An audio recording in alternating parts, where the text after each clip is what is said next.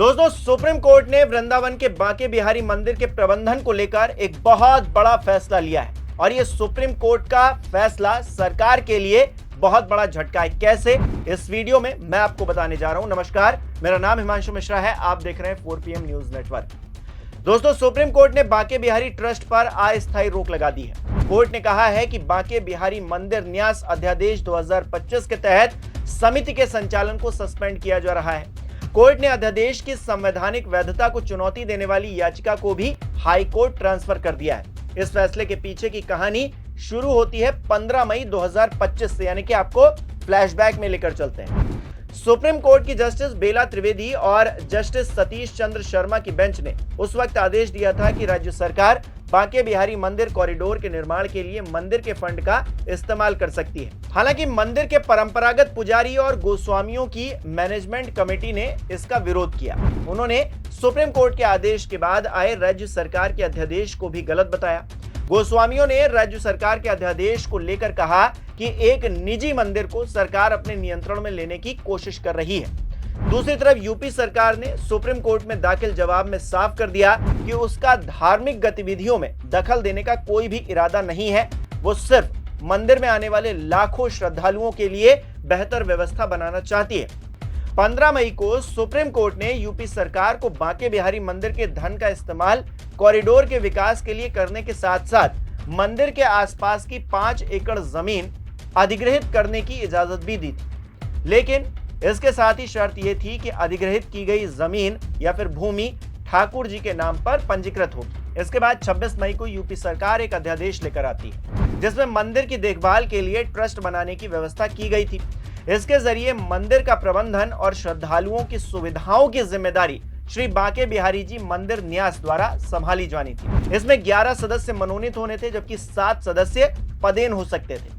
हालांकि इसके खिलाफ 27 मई को देवेंद्र गोस्वामी, सोहन मिश्रा, रजत गोस्वामी और व्यापारियों की तरफ से 4 याचिकाएं सुप्रीम कोर्ट में दाखिल कर दी जाती हैं। हालांकि अब इस पूरे मामले पर हर किसी की नजर आ गई थी सुप्रीम कोर्ट की तरफ।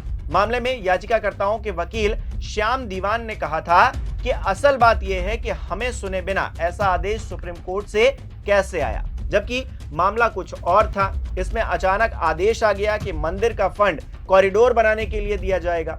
इससे असहमति जताते हुए कहा गया कि किसी जगह का विकास सरकार की जिम्मेदारी है। अगर उसे भूमि अधिग्रहित करना ही है तो वो अपने पैसों से कर सकती है। बांके बिहारी मंदिर एक निजी मंदिर है, उसमें धार्मिक गतिविधियों और मैनेजमेंट को लेकर 2 गुटों में विवाद था। राज्य सरकार ने बिना अधिकार उसमें दखल दिया, मामले को सुप्रीम कोर्ट में ले आई और कॉरिडोर के लिए मंदिर के फंड के इस्तेमाल का आदेश दे लिया। इसके बाद जल्दी एक अध्यादेश भी जारी कर दिया गया। इसका परिणाम यह हुआ कि मंदिर की स्थापना करने वाले और सदियों से उसे संभाल रहे, उसकी देखभाल कर रहे गोस्वामी प्रबंधन से बाहर हो गए। 5 अगस्त को जब मामले की सुनवाई हुई थी, तब सरकारी वकील ने कहा था कि हमारी मंशा मंदिर कब्जाने या फिर धन हड़पने की नहीं है। हमारा उद्देश्य है कि वहां बेहतर प्रबंधन कर भीड़ को मैनेज किया जाए। इस पर याचिकाकर्ताओं के वकील से सुझाव मांगे गए थे। इससे पहले 4 अगस्त को सुनवाई में सुप्रीम कोर्ट ने बांके बिहारी कॉरिडोर मामले में मंदिर कमेटी से तीखे सवाल किए थे। कोर्ट ने पूछा था कि मंदिर निजी हो सकता है, लेकिन देवता सबके हैं, वहां लाखों श्रद्धालु आते हैं। मंदिर का फंड श्रद्धालुओं की सुविधा और सुरक्षा से जुड़े विकास में क्यों नहीं इस्तेमाल हो सकता? आप क्यों चाहते हैं कि सारा फंड आपके पॉकेट में चला जाए, आपकी जेब में चला जाए? फिलहाल मामले की सुनवाई करते हुए सुप्रीम कोर्ट ने कहा है कि जब तक हाई कोर्ट इस मामले पर फैसला नहीं ले लेता, तब तक समिति को स्थगित रखा जाएगा। इस बीच मंदिर की सुचारू व्यवस्था के लिए एक और समिति का गठन किया जाएगा, जिसकी अध्यक्षता हाई कोर्ट के एक पूर्व न्यायाधीश करेंगे। समिति में कुछ सरकारी अधिकारी और गोस्वामियों के प्रतिनिधि भी शामिल होंगे, जो मंदिर के परंपरागत संरक्षक हैं।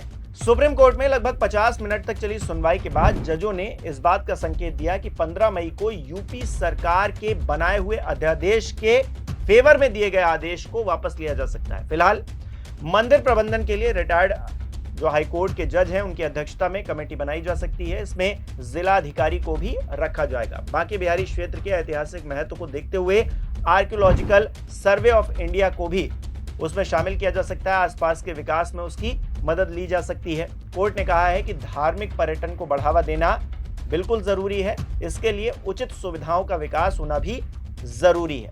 ऐसे में जो अध्यादेश लेकर योगी सरकार आई थी उस पर कहीं ना कहीं पानी फिरता हुआ दिखाई दे रहा है। हालांकि उस अध्यादेश को आप विधानसभा में ले जाइए, वहां पर उसको अनुमति दिलवाइए, इससे मना नहीं किया गया है। लेकिन कहीं ना कहीं योगी सरकार के लिए एक झटके के तौर पर सुप्रीम कोर्ट का ये जो ताज़ा तरीन फैसला निकलकर सामने आया है वो देखा जा रहा है। आप इसे किस तरह से देखते हैं और क्या आपको लगता है कि बांके बिहारी मंदिर में जो पैसा आता है, उनके पास जो पैसा है, क्या उसका इस्तेमाल विकास के लिए नहीं किया जा सकता है, या फिर सरकार जो कर रही है वो मंदिर प्रबंधन में एंट्री लेने के लिए, या फिर मंदिर को होल्ड करने के लिए, या फिर जो व्यवस्थाएं हैं उसको अपने अंडर लेने के लिए कर रही है?